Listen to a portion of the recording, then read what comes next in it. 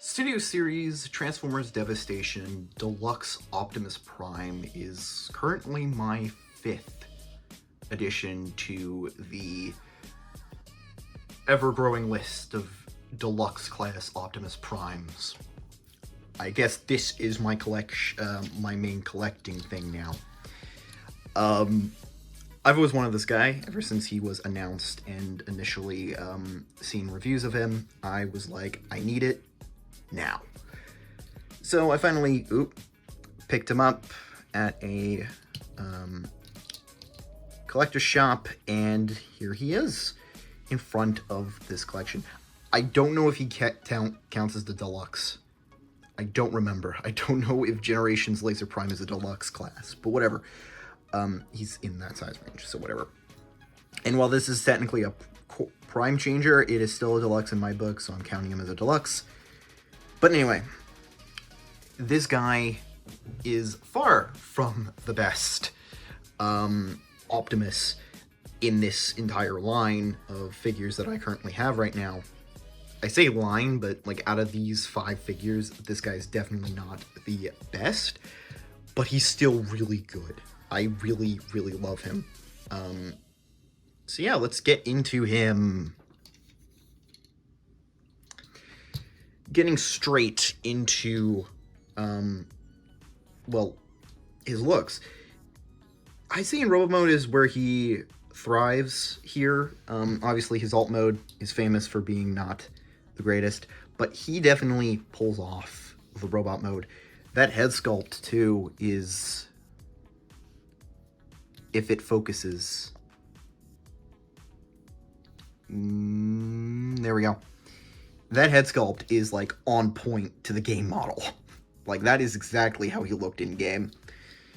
And the proportions, too, are, I'd say, pretty on point to the game. It's been a bit since I watched it, but, played it, sorry. But I think this is pretty on point. I'll put on some pictures of how he looks on screen, like, in-game over here. Just to see how he looks compared to that. But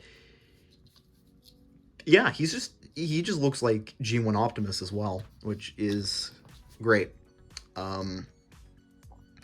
Articulation, because we gotta get because I want to get that through, is really, really simple. But it's not terrible. He does have a ball joint at the head, but due to just how the head is sculpted, he can't really look up or down or side or tilt it. But you can use this transformation hinge, so that's nice. And you can get him like kind of looking up. So if you wanted to just slightly look up, you can. He does have a full rotation at the arm, which is a ball joint. For some reason, like they have it like molded here where it looks like it was meant to do this, but I guess they kind of like were like, no, because he does this anyway. Speaking of which, right arm is super loose on this copy. I don't know if that is a issue with every single version of this, but it's a problem with this one. I'll just use some super glue to like, you know, to thicken that up, and that should probably fix it. Or something. Comment below, I guess, on the best thing to tighten joints with. He does have a thigh, bicep swivel, a 90-degree of elbow, which is all he really needs for transformation, but I wish that it went up a little higher, because I do like to get them pretty high, because I have a specific pose I like doing with these things. He does have a waist swivel. By the way, the right arm does hold its pose. It's really loose, really loose. There is no ab crunch, but honestly, I wasn't expecting that. Most Transformers don't have one. His legs go forward 90 degrees, back slightly less. They do go all the way out. He doesn't have a thigh joint here, but he has one here. So that's a bit odd. But he does have a 90-degree of bend at the knee and a ankle tilt. Almost said pivot. So yeah, not, like, he's definitely not the most posable Ironically, this guy is more posable, I think, than this guy. I think. Again, I don't know. Because I haven't... But I feel like this guy's more posable than this guy. But, honestly, he works. He works. Obviously, for comparison, because G1 Universe Optimus and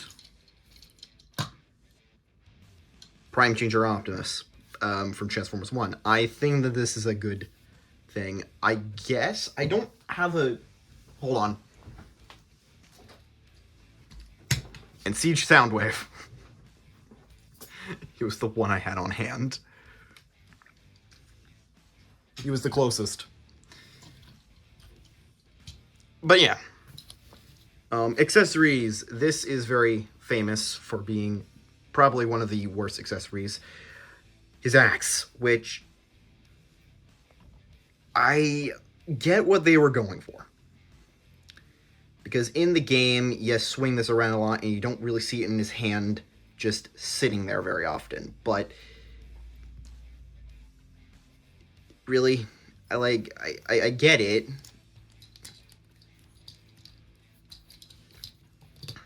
Like, it's meant to make him look like he's slashing. But I feel like they should have just made them two pieces, and then you have the effect plug onto the back of the axe. And I think that would have gotten the point across as well, and keep the collectors happy so that they didn't need to always look at this when it's just standing there. So, he can't hold up his axe. Well, now he can, because I just said he couldn't. But yeah, while you move it, it is going to sag. But again, tightening up the joint should be enough. Yeah, so that is it for the accessory. Because this guy came with a cartoon accurate gun, I give this guy that gun. Which I don't think is accurate to the game, because the game was a lot shorter and had the thicker barrel, but whatever. I don't really care about that accurate. He does have a matrix, which you simply open his chest, and there you go. It is a white matrix because they couldn't paint it. They could not paint it. And it's really hard to get out as well, especially if you don't have very long nails. Oh. Very unprofessional review, but whatever. Yeah, there you go. Just get that out with the X-Acto knife, and it is very, very... It's very well detailed. It's just there's no paint. I mean, I'm getting into painting now things. So you can see I have, like, Warhammer in the back. And I do have a gold and a blue. So I could probably just paint that. But it would have been nice if it was painted. But probably didn't have the sprues. Because this guy's all... Like, this thing is all painted. So I think most of the paint budget went into this. Which is just... Why? Like, I feel like you could have added, like, an extra sprue to this guy. Like, this guy literally looks like he's made of, like 2 sprues max. Like, even, like, 3. 3 sprues, including the wheels, I think. But whatever. It is what it is. Yeah, so I think that's it for robot mode. I didn't really give you a good turnaround, so here's his back. I mean, yeah, he has his bumper and wheels and his backpack bit, but... Yeah. Transformation into alt mode is not, like, it's familiar, but also different at the same time. So we're going to start by taking his head and rotating it, like so, and then pulling this back and around so that it's now on his back. And that backpack that was there will fill in the gap here. We'll bring up the arms for now just to get them out of the way. And then you take the wheels and you bring them down. Like that. It does slightly go down, so you do want to move that into position first, and then you can bring in the wheels. Then you can rotate the torso forward or around, and then you can bring up the legs 90 degrees. While we're also doing that, you can take the gas cans and untab them from the sides, flip down, oh, not yet, take the trailer hitch and fold it up on both sides. Now we can come to the side and fold down the wheels, which is actually a really smart way of hiding them. Like, yeah, you can still see them on the front, but it's still a really smart way of hiding the wheels. And then you fold up the toes. And that whole bit is probably one of my favorite parts of the whole transformation. It is really fun to do that. Then you come to the sides of the torso and you simply untab them from the sides, and then there is a slot in the side of the torso right there, and it will go onto these tabs on the legs, or on the thighs, which will secure everything, the whole thing to place. Then you come to the front and just bring the grill forward. You can now bring the arms down, bend them 90 degrees, and fold the hands so that they're facing inward, like so. And then you do the stereotypical Optimus thing where you bring his arms all the way back. Don't tab them in yet, because you do need to fiddle with the arms to get them in place. So there is a tab right under the light here, and that is supposed to go into the tab that is on the bumper, and that is how it sits in place. But if you're not aware of that, it will get caught. So you do want to kind of... It's just overall really tricky to get it in there. But there you go. Then once you do that without popping it out of the joint, then you can tab it into the side. Let's see if I can do that a lot better this time. Kind of do them both at the same time.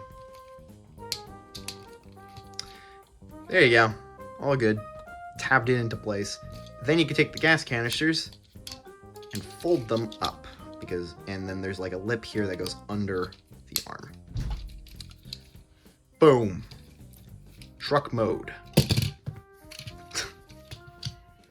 There you go. Truck mode. And yeah, we were all aware that this mode was rough. Yeah, it's not the greatest. I mean, overall, it's pretty fine. The gap here, it's not great, and the bumper, like, this whole issue here could have been solved if they just made the bumper a little bigger, like, in relative to the rest of the vehicle. Like, they literally could have just made the bumper go here instead, and then problem solved. But, they didn't do that. What can you do? And the hollowness here is not wonderful, but on the plus side, this does make him trailer compatible. His axe has a tab so it can plug into the bed. Yeah. Speaking of trailer, here he is with Earthrise Prime's trailer, because it does fit on the back, and it doesn't look all that bad, actually, on the back. Like, it's, I'd say, like, a bit big, but it kind of works in proportion in relation to the original cartoon, because his trailer was massive in that. But, For comparison in this mode, United Optimus, which actually are about the same size, so you could probably get away with this guy turning into this guy, but the colors aren't one-to-one. Transformers 1 Optimus, which he compresses a lot in this mode.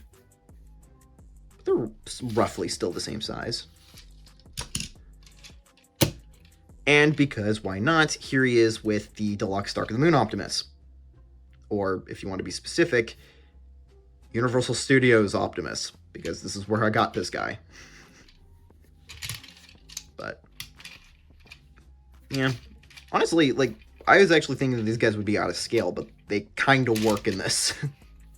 They kind of work. I don't have... Actually, wait, hold on. One more.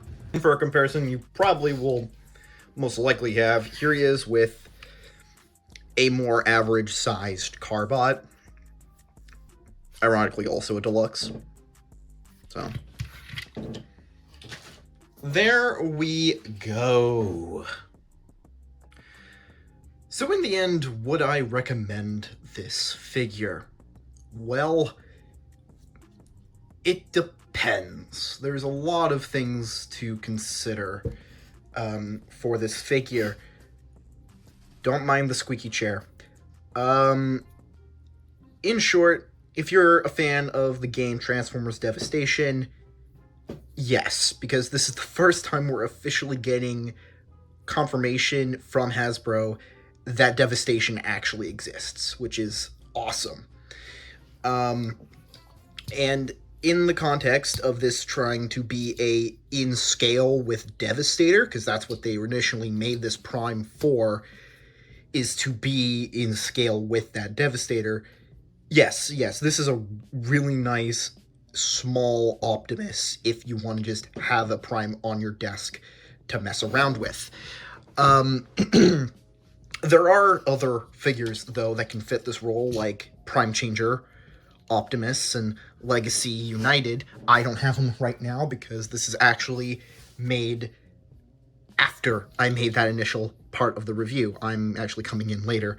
But honestly, yes, I personally would say, if you don't mind the faults, like the maybe loose arm and the weird way that they did the thigh, and you don't mind that the articulation's not amazing, then yeah, go ahead, get this. But if those are things that detract you from this figure, then don't bother, because you're probably not going to enjoy it. But I did. I picked this up, and I really like it. So, there you go. With that, I will hopefully be attempting to post semi-regularly. Probably gonna try and do at least one long-form video every week with one short to go with it. If that short is response for me getting a hand on a new figure, it's probably going to be an unboxing like I did with this guy, or this guy. So, yeah, that is definitely what's going to happen. Or that short is going to be like, I don't know, something. Obviously, I don't know. Again, I apologize greatly for not being around very much. I posted a bunch of shorts, and then I vanished off the face of the planet. I'm really sorry about that. But, hopefully, I will attempt to post as much, as I can. But yeah, so hopefully you enjoyed the video. If you did, make sure to leave a like. If you want to see more, or if you want to know whether or not I'm still posting, make sure to subscribe, turn on notifications, make sure to comment, if you want. You don't have to do any of those things if you don't want to. But yeah, we'll catch you in the next one.